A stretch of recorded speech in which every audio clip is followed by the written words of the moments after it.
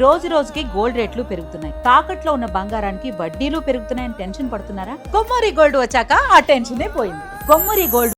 దాదాపులో జరిగిన ఈ హత్య కేసుకు సంబంధించి ఎవడైతే ఉన్నాడో ప్రధాన నిందితుడు రాజ్ కుమార్, అతని ఇల్లు ఇది.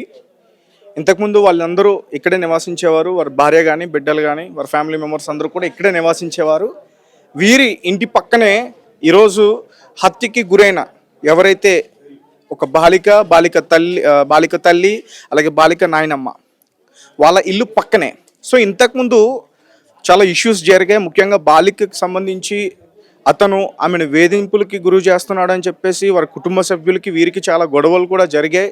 అండ్ వాళ్ళు గట్టిగా చెప్పే ప్రయత్నం చేశారు. తర్వాత ఫోక్సో యాక్ట్ కింద కేసులు కూడా నమోదు చేశారు. తర్వాత ఇతను అరెస్ట్ అవడం అయితే జరిగింది. సో ఈ హత్య కేసు గురించి బయటకు తెలియగానే ముఖ్యంగా ఈ దైవాల కూడా ఆ ప్రాంతం అంతా కూడా ఒక్కసారిగా ఉలిక్కి పడిందనే చెప్పాలి. అండ్ ప్రస్తుతం మనతో పాటు మాట్లాడడానికి ఈ నరరూప రాక్షసుడి గురించి మాట్లాడడానికి వాళ్ళ స్కూల్ మేట్ ఉన్నారు. ఒకసారి ఆయనతో మనం మాట్లాడే ప్రయత్నం చేద్దాం. అన్న నమస్తే. చిన్నప్పటి నుంచి రాజ్ కుమార్ అసలు ఎలా ఉండేవాడు? ఇప్పుడు చూస్తే అతను 6గురిని హతమార్చిన పరిస్థితి. అసలు మీ ఊర్లో ఎలా ఉండేవాడు? స్కూల్లో అతని మెంటాలిటీ ఏంటి? ఈరోజు ఒక్కరిని కాదు, ఇద్దరిని కాదు, 6గురిని చాలా దారుణంగా హతమార్చిన పరిస్థితి. ఏం చెప్తారు ఇతని గురించి అసలు మీరు? దాని గురించి కంప్లీట్ గా అయితే మనకేం తెలియదు. అప్పుడు స్కూల్లో అయితే బాగానే ఉంటుండే, తర్వాత ఏం జరిగిందంటే మనకు తెలియదు అంతే. ఎక్కడ ఊరు? దైవాలకు కూడా ఏం చదువుకున్నాడు అతను? కంప్లీట్ అయితే 10th వరకు అయితే స్కూల్ మేట్ అంతే. ఆ తర్వాత తెలియదు. క్లాస్మేట్? 10th జూనియర్ మాకు, అంతవరకు అయితే తెలిసి ఇన్ఫర్మేషన్. ఎలా ఉండేది అతని మెంటాలిటీ? ఎట్లా ఉండేది స్కూల్లో? ఇప్పుడైతే బాగానే ఉండే అన్న, మంచిగా ఆటలు అవి బాగా ఆడుతుండే, మంచిగా ఉంటుండే, చదువుకునేవాడు బాగానే. చదువుకుంటుండే. తర్వాత ఇక్కడికి ఎందుకు వచ్చేసారు వాళ్ళు ఊరు నుంచి? అక్కడైనా ఇష్యూస్ జరిగి ఇక్కడికి వచ్చాడా, లేకపోతే సెటిల్ అవుదామని వచ్చారు ఇక్కడికి? ఇంకా అవన్నీ మనకు తెలియదు అన్నయ్య, కంప్లీట్గా అయితే మనకు తెలియదు. స్కూల్ అయితే ఇంతకుముందు ఇక్కడ చదువుకుండు, ఇక్కడనే చదువుకుండు, షాబాద్ హై స్కూల్లో చదువుకుండు. రాజ్ కుమార్కి ఎంత ఉంటుంది ఏజ్? 28 వరకు ఉంటుండొచ్చు. 28 ప్రెసెంట్ 26 నుంచి 28 మధ్యలో ఉంటుంది అన్న. రాజ్ కుమార్ వయసు 26 నుంచి 27 సంవత్సరాలు ఉంటాయి అంతే. అంతే అంటే బయట అతనికి 40 సంవత్సరాల వరకు కూడా ఉండొచ్చు అని చెప్తున్నారు. దాని గురించి అడుగుతున్నా. తెలియదు, చాలా చిన్నవాడు. 28 వరకు ఉంటాడు.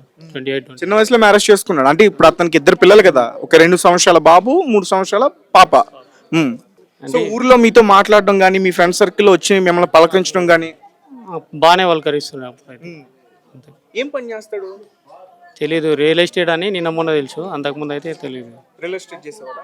వీళ్ళ కుటుంబ సభ్యులు ఎవరెవరు ఉన్నారు? కంప్లీట్గా అయితే తెలియదు అన్న. చెప్పండి అన్న.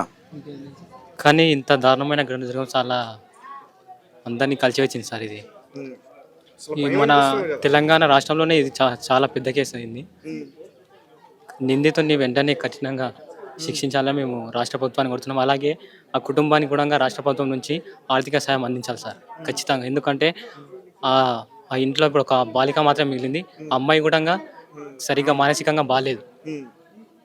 పోలీసులు కూడా ఈ కేసులో చాలా నిర్లక్ష్యం వహించారు సార్. ఎందుకంటే పోలీసులు నిర్లక్ష్యం ఏమంటారు మీరు ప్రథమంగా? అంటే ఇంతకుముందు పోక్సో కేసు అతని మీద అయింది కదా సార్. పోక్సో కేసు అతని మీద అయినప్పుడు అతన్ని రిమాండ్కి తరలించినప్పుడు అతన్ని అక్కడనే ఉంచినుంటే శిక్ష కరెక్ట్ వేసినుంటే అతను ఈరోజు బెయిల్ మీద వచ్చి ఇంత దారుణంగా ఇలా చంపాల్సిన అవసరం లేకుండా సార్. మీ ఊర్లో ఏమనుకుంటున్నారు? అంటే ఈరోజు మీరు ఊరి నుంచి వచ్చారు కదా, మీ ఊర్లో దీని గురించి, హత్య గురించి ఏమనుకుంటున్నారు? అందరూ చాలా బాధపడ్డారు సార్. అందరికి భయమైంది. ఎందుకంటే ఇంతవరకు ఈ రంగారెడ్డి జిల్లా షాబాద్ మండలం ఇంత దారుణంగా అయితే ఇక్కడ జరగలేదు ఇంతవరకు. మాకు పొద్దున్న ఈ న్యూస్ చేసిన తర్వాత మేము ఇక్కడికి వచ్చేసినాము. ఇది చాలా అందరినీ. ఏంటంటారు అసలు కారణం ఏంటంటారు? అతనైతే ఆవేశం, కోపంలో ఇంతకుముందు పోక్సో కేసు పెట్టిరాన్ని కోపంలోనే ఆ కోపంలోనే వాళ్ళందరినీ చంపేసింది సార్. అతనికి అది ఆవేశం, కేవలం కోపం ఆవేశంతో వాళ్ళందరినీ హతమార్చేశాడా? అదే కోపంలో చంపేసినాను అనుకుంటున్నాను.